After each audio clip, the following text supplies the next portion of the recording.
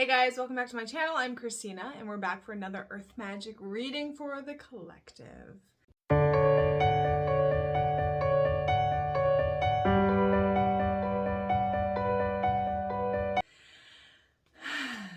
Okay, so Sunday, happy Mother's Day.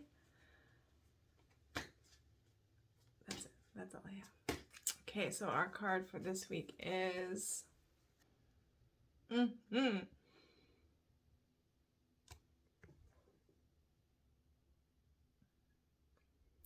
Sanctuary Cave. This is such a good card because this is the word that comes up is boundaries.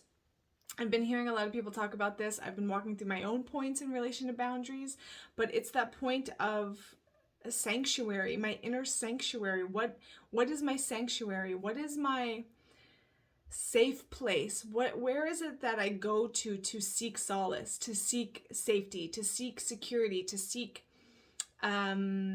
that point of like I can let go. Like, does that place exist for me? For me, it does exist. It is my body. It is my breath. It is the, my temple here, the body in which I'm in, and everything within that, which to me is the universe. I had this realization the other day, actually, and this is kind of maybe way out there, but the universe is like, oh, as within, so without. But I saw the without as the within. Like, this is us on the inside, Anyways, side note. Sanctuary. But sanctuary, what is sanctuary? Sanctuary is like that place of home. It's that place of like where you go back to. It's that center point. It's the core point. It's the sanctuary. It's like, where am I? And this image is like the cave, right? It's the home base. It's where, he's drawing. But it's almost like the origin point. It's like the origin, source, home. It's home. And to me, for us, as one is equal, it's equality and oneness, right? We're all one thing. We're all equal as that one thing. And so that to me is home. But that to me is manifested as this physical body. So to me, the sanctuary is my body. When I need to go and get centered, when I need to be grounded, when I need to let go, when I need to remember who I am and what is my potential and what is my power. What do I have? I have my body. I have my breath. I have my here. I'm here. I'm here. I'm here. And it's that point of letting go of everything else that is distracting me from that realization and understanding that I am here, and that practical living application of I'm here. I'm just here. There's nothing actually going on within me that is of disharmony except for in my own mind, except for these moments when I'm overanalyzing, overthinking, judging, grasping, trying to understand, trying to figure out, trying to control, trying to, I want to say create there. It's like that point of thinking and believing that there's something more that I need that's outside of me.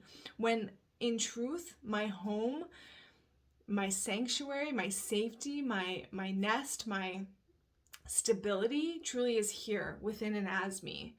And it's even it's not even the body. It's me within and as the body. It's the me here. I am here. That's who I really am. And, I believe that we existed before the body and will exist after the body. But ultimately, the body is the expression of the I am here. And it's like realizing we're coming from the inside out. It's almost like what we have here as this physical form, as this physical body, is like who we are turned inside out in manifested form. And yeah, I don't know. It feels a little abstract here, but I think the main point here is where's the sanctuary? Where's your home? Where's your center point? Where do you go to find balance? How do you ground yourself? How do you where's home base? Home base. What is your home base? And if you haven't established that home base for you, you should, because it exists, and it's that point of realizing we're all one thing, so we don't have to fight. We can forgive, we can understand what people are going through, why people exist the way that they do. We don't have to fight with people, and realizing that everything I experience inside of myself, in my sanctuary, in my temple, in my body, is my responsibility.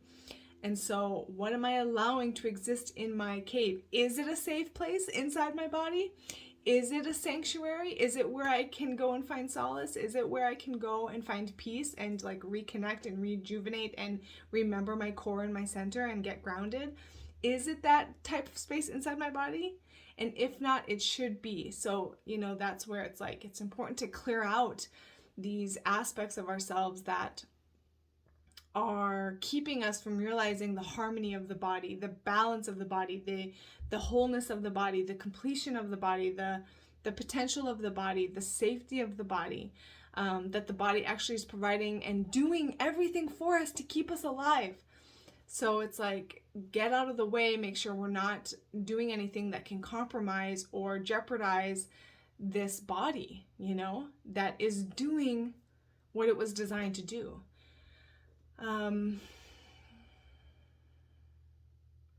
So back to the boundaries point, it's also about realizing like your well-being matters, and who you are matters, and how you feel matters. And it's important that you're establishing a clear boundary for yourself and knowing, what, this is my space, and this is what I need within my space, and this is what I need, how I need others to be in my space. And if they can't, recognize that or respect that, then it's my responsibility to direct that, to ensure that what is happening around me and within me is what is best for me, and so everybody else. And so it's ensuring that your space is your sanctuary. So it's even like that point we can expand beyond the body of like, this here, what I am, like my presence, my resonance, what I'm, resonating as who I am, my sound, my my resonance, like that's my responsibility. So ensuring that I'm creating an environment that if you're coming into my environment, it is a safe, secure, loving, stable environment. It's stable, it's grounded, it's rooted, there's no fluctuations that are going to cause you harm. And it's that point of realizing like, it's that point of like, what I exist within myself is what I resonate without, and how people then come and interact with me, like this is my space that they're coming into. And so what kind of space am I creating? Am I creating a sanctuary within and as myself, and so within everybody else who comes into my space? It's like looking at the responsibility you have to not only yourself but to others as well, in terms of who you are and what you're accepting and allowing in a moment. Am I accepting and allowing anger, resentment, blame, spitefulness? Am I allowing discord and disharmony to exist within and as me, and so to resonate that out all around me and into existence completely? Like, am I accepting and allowing that, or am I ensuring that I am getting rooted and grounded in my inner sanctuaries to ensure that what I'm creating outside of myself is also a sanctuary for others? That feels a little bit more like the point of like, it's that point of like, who you are determines not only your experience, but those around you also. And while everyone is responsible for their experience, yes, you contribute, you influence those that might not have the same rooted experience as you, who might be more easily influenced, who might be more vulnerable. And so it's like, you have a responsibility. I have a responsibility. We have a responsibility to ensuring that we're creating and walking stability in each moment, because it matters. We affect those around us. We affect our world in every single moment according to what we're accepting and allowing of ourselves. So it's just that point of creating a home base, an origin, a source that is safe and that is trustworthy and that is of stability and that is of respect and kindness and love and understanding and forgiveness. And so it's just coming back to that point of who am I? Who am I accepting and allowing myself to be within this moment? And I can identify that by how do I feel about the things around me? Am I angry at the things around me? Am I resentful? Am I blaming? Am I in conflict with the things around me? Or am I enjoying and appreciating and basking in the glory that is around me, that is this life? Or am I, judging? Am I forgiving? Am I understanding? Or am I hating on? It's like, who we are matters. Who we are matters. Who we are is what creates and, perpetuates the world that we have, or changes the course, of this life. And so it's just that point of like, your sanctuary, like, take it seriously. What exists inside of you, in your body, because it's what you exist outside of you too. As within, so without. Who I am within myself, I am on the outside, and is what I accept and allow on the outside as well. And so this is a point, maybe bringing it full circle here from the beginning of the video. I see this universe, this world, as a reflection of my inner. As within, so without. So ultimately, what I'm looking at is my within. What I see right in front of my face and expanding as this universe is the inside of me. And so if there is discord, if there is disharmony, if there is neglect, if there is abuse, if there is starvation, if there is all this stuff, and I'm fighting with all this stuff, and I'm fighting with myself, what's on the inside of me. So we have to get to a point of acceptance and understanding and forgiveness and care and appreciation, and realizing like what opportunity we have actually to purify the inside so that we purify the outside, because our outside is the inside. Does that make sense to you guys? Does that make sense at all? I hope so. Let's read the book definition and see what that says. At the sun sets, the crescent of the new moon appears in the distance as this ancestral human creates his art, painting on the walls of the cave with colors drawn from earth substances. The fire warms him, the cave shelters him, and provides a refuge from the rest of the world. With its womb-like structure, it not only offers sanctuary, but also serves as a temple that houses its creative spirit, which eventually gives birth in the physical form of his artwork. Note how absorbed he is in the process. He no doubt has prepared for this creative ceremony by getting the fire going, mixing the colors, and gathering his sacred objects. His paintings, and He's painting an image of a sacred spiral, one of the most ancient symbols ever discovered. It's been depicted in artwork found in a variety of cultures and occurs frequently in nature in exquisite mathematical proportions, such as in the shape of a nautilus shell. It also shows up in burial sites around the world, representing the endless spiral of life and death, rebirth. The grand and complex mystery so elegantly portrayed in a simple circular pattern. There is a quiet, still place inside of you that will always be available as a sanctuary, yet finding such a space in the natural world will enhance and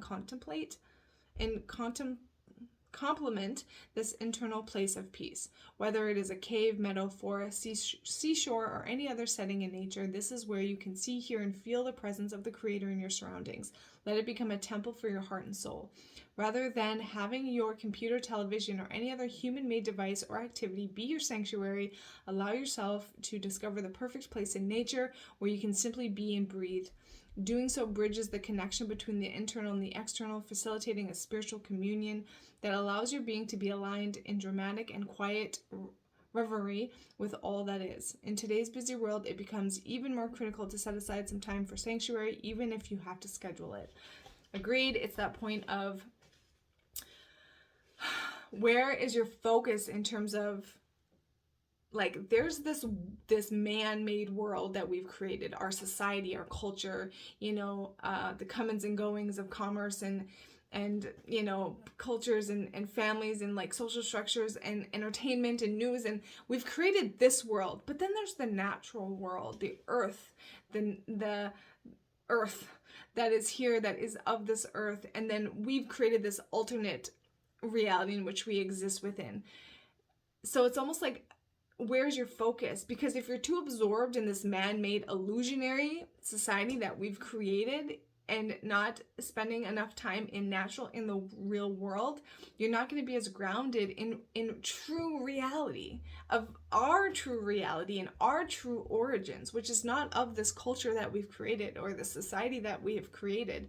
It's an extension of us, yes, but who we really are is this abundant, thriving nature that exists on the earth. And so it's that point, or as the earth. And so it's that point of making sure that we're giving more of our focus to that as the real reality of who we really are, rather than this man-made reality where there's conflict about vaccines, and there's conflict about abortions, and there's conflict about left and right politics, and there's conflict about war, and there's, you know what I mean? Like, that is an illusionary reality in which we've created. It's not real.